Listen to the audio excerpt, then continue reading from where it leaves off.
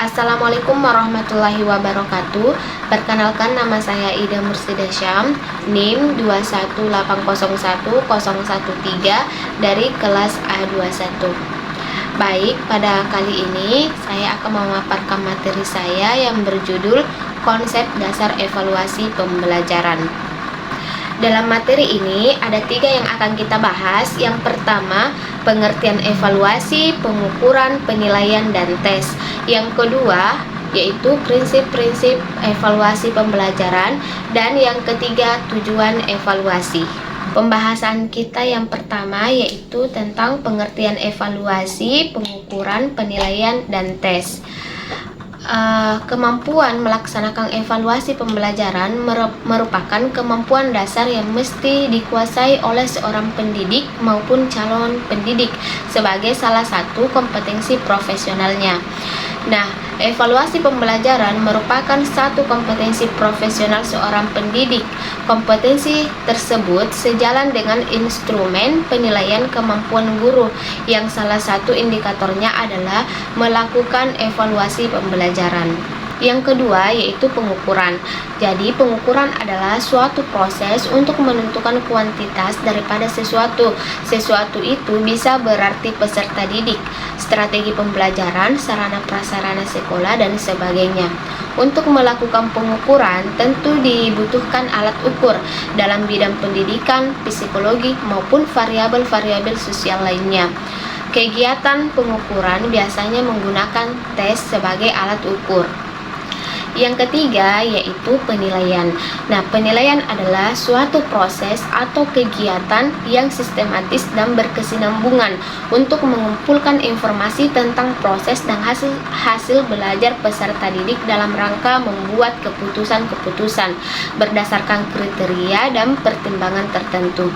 Jika dilihat dalam konteks yang lebih luas, keputusan tersebut dapat menyangkut keputusan tentang peserta didik seperti nilai yang akan diberikan, keputusan tentang kurikulum dan program, atau juga keputusan tentang kebijakan pendidikan.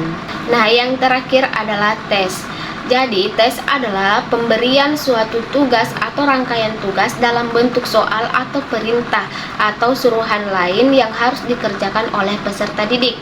Hasil melaksanakan tugas tersebut digunakan untuk menarik kesimpulan-kesimpulan tertentu terhadap peserta didik.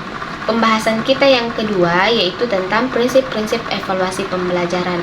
Nah, yang pertama ada kepastian dan kejelasan. Nah, dalam proses evaluasi, maka kepastian dan kejelasan yang akan dievaluasi menduduki urutan pertama.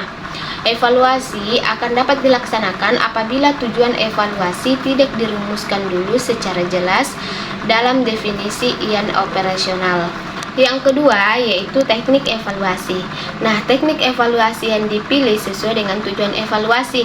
Nah, hendaklah diingat bahwa tidak ada teknik evaluasi yang cocok untuk semua keperluan dalam pendidikan.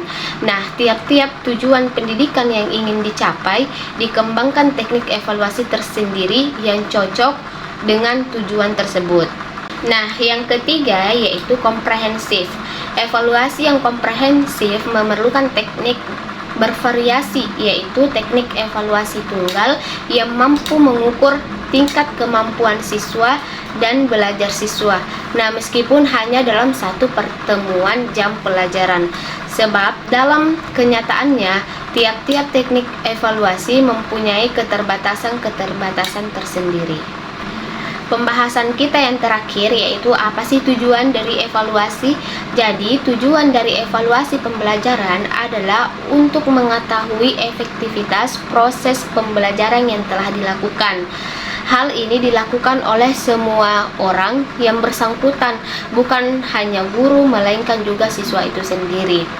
Sehingga dari hasil evaluasi, guru dapat mengetahui sampai di mana kemampuan siswa dalam menguasai pembelajaran, serta mengetahui di mana kesulitan siswa dalam proses pembelajaran agar dapat dijadikan sebagai bahan perbaikan dan pengembangan program pembelajaran tersebut.